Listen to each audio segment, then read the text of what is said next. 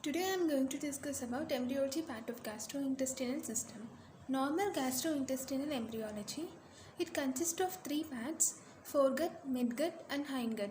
Foregut. It starts from esophagus to duodenum at level of pancreatic duct and common bile duct insertion. Ampulla of Werther. Midgut. It starts from lower abdomen to proximal two-thirds of transverse colon. Hindgut. It starts from distal one-third of transverse colon, where the midgut ends, to anal canal above the pectinate line. Now let us see about midgut development. It starts at 6th week through physiological herniation of midgut through umbilical ring. At 10th week, it returns to abdominal cavity and rotates around superior mesenteric artery in total 270 degrees counterclockwise direction. Ventral wall defects. Developmental defects due to failure of rostral fold closure is called as ventral wall defects. Example, sternal defects. It is due to ectopus cordis and lateral fold closure and caudal fold closure. Lateral fold closure example is omphalocele gastroschisis. Caudal fold closure example is bladder exstrophy. Gastroschisis, it is a ventral wall defect, and etiology of gastroschisis is extrusion of abdominal contents through abdominal folds. Typically, it is at right of umbilical. Coverage, it is not covered by peritoneum or amnion. Associations, it is not associated with chromosomal abnormalities and it has favorable prognosis. Congenital umbilical hernia, it is due to failure of umbilical ring to close after physiological herniation of midgut. Small defects usually close spontaneously. Now, let us see about omphalocele. Omphalocele is also a ventral wall defect, and etiology of omphalocele is failure of lateral walls to migrate at umbilical ring. Leads to persistent midline herniation of abdominal contents into umbilical ring. Coverage, it is surrounded by peritoneum. Associations, it is associated with congenital anomalies, for example, trisomies of 13 and 18, Beckwith-Wiedemann syndrome and other structural abnormalities. Example, cardiac, genitourinary and neural tube defects occur. Next one, congenital umbilical hernia, failure of umbilical ring to close after physiological herniation of the midgut. Small defects usually close spontaneously. Tracheoesophageal anomalies. Esophageal atresia with distal tracheoesophageal fistula is the most common, that is 85%, and after present as polyhydramnios in utero. It is due to inability of fetus to swallow the amniotic fluid. Symptoms are near drool, choke and vomit with first feeding. Tracheoesophageal fistulas allow air to enter stomach that is clearly visible on chest X-ray. Cyanosis is secondary to laryngospasm to avoid the reflex-related aspiration. Clinical test for the tracheoesophageal anomalies. Failure to pass the nasogastric tube into stomach.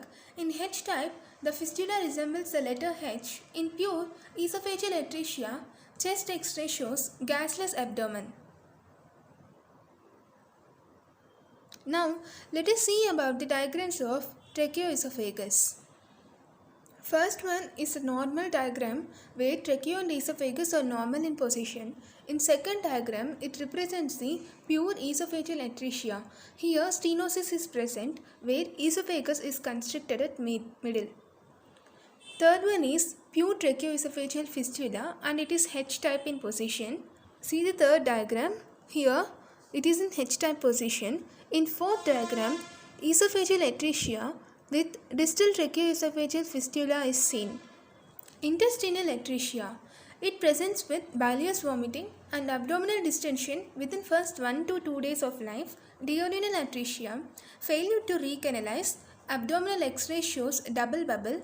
Double bubble indicates dilated stomach and proximal duodenum associated with Down syndrome. Jejunal atresia and ileal atresia. It is because of the disruption of mesenteric vessels, mainly superior mesenteric artery, leads to ischemic necrosis of fetal intestine that leads to segmental resorption.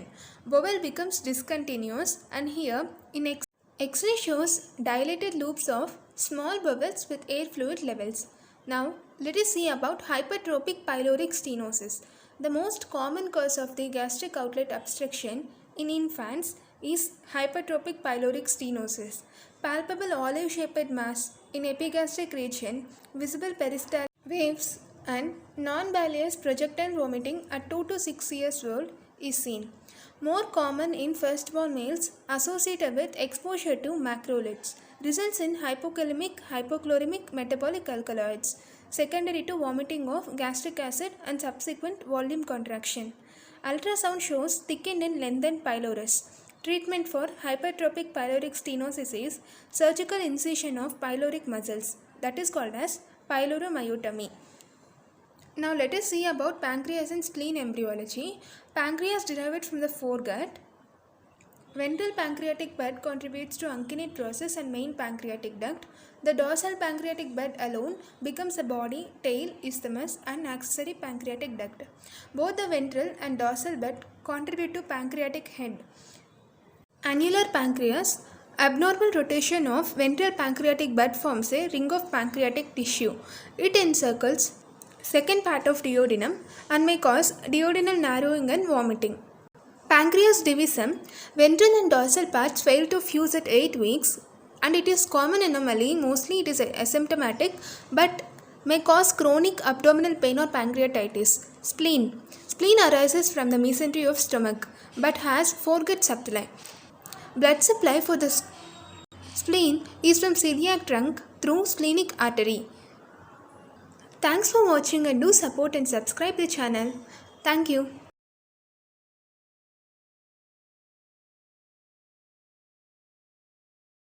Answers will be seen in next video.